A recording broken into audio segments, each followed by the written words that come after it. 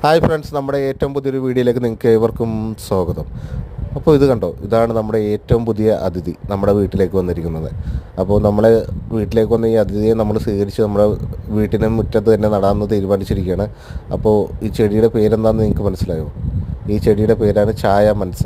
ചായ മനസ എന്ന് പറഞ്ഞ ഒരു ചീരയാണ്. ഇതിൻ്റെ പപ്പായയുടെ ഇലയൊക്കെ പോലെ ഇരിക്കണ കണ്ടിട്ട് ഇത് പപ്പായ ഒന്നുമല്ല കേട്ടോ, ഇത് ചീരയാണ്. അപ്പോൾ നമ്മുടെ പുതിയ അതിഥിയെ നമ്മുടെ വീടിൻ്റെ മുറ്റത്തായിട്ട് നടാൻ പോവുകയാണ് കേട്ടോ. അപ്പോൾ ഈ ചീരയെക്കുറിച്ച് നിങ്ങൾക്ക് കൂടുതലായിട്ട് എന്തെങ്കിലും അറിയാമെങ്കിൽ ഒന്ന് കമൻറ്റ് ചെയ്യണം കേട്ടോ. ഇതിൻ്റെ ജന്മദേശം മെക്സിക്കോ എന്നാണ് ഞാൻ അറിഞ്ഞത്. അപ്പോൾ അത് കറക്റ്റാണോ എന്ന് എനിക്കറിഞ്ഞൂടാ. എനിക്ക് യൂട്യൂബിൽ നിന്ന് തന്നെ കിട്ടിയ അറിവാണ്. അപ്പോൾ ഇതിലെന്തെങ്കിലും തെറ്റുണ്ടെങ്കിൽ നിങ്ങൾ കമൻറ്റ് ബോക്സിൽ ഒന്ന് പറയണം കേട്ടോ.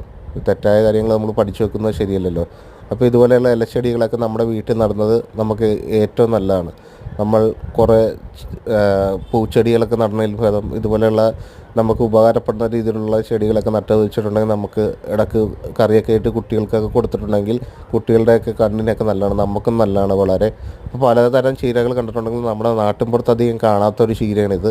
ഇത് നമ്മുടെ അടുത്തുനിന്ന് ഒരു പ്രാവശ്യം ഇത് നമ്മുടെ വീട്ടിൽ കറി വെച്ച് നോക്കിയായിരുന്നു ഈ ചീര. അപ്പോൾ നല്ല ടേസ്റ്റുള്ള ചീരയാണ്. അതുപോലെ വല്ല മത്ത് ചുവ ഇതൊന്നുമില്ല. അപ്പോൾ അതുകൊണ്ടാണ് നമ്മൾ ഒരെണ്ണം മേടിച്ച് നടാമെന്ന് തീരുമാനിച്ചത്. ഇപ്പോൾ നടാൻ വേണ്ടി കുഴിയെടുത്തപ്പോൾ ഇവിടെ മഴക്കാലമൊക്കെ ആയതുകൊണ്ടാണ് ചെറിയ രീതിയിൽ വെള്ളമുണ്ട്. അപ്പോൾ എന്നാലും നമ്മൾ നട്ടിട്ടുണ്ട്. ഇത് പിടിച്ച് കിട്ടിയാണെങ്കിൽ ഇത് വെച്ച് നമ്മൾ ചീരക്കറിയൊക്കെ ഉണ്ടാക്കണമെങ്കിൽ നമുക്ക് വീഡിയോ ചെയ്യാം കേട്ടോ. അപ്പോൾ നമ്മുടെ വീഡിയോ ഇഷ്ടമായെങ്കിൽ നിങ്ങൾ മാക്സിമം സപ്പോർട്ട് ചെയ്യണം. അതുപോലെ തന്നെ വീഡിയോ ലൈക്ക് ചെയ്യണം. അതുപോലെ നിങ്ങളുടെ അഭിപ്രായങ്ങൾ കമൻറ്റ് ചെയ്യണം കേട്ടോ. അപ്പോൾ അടുത്ത വീഡിയോ കാണുമ്പോൾ ബൈ.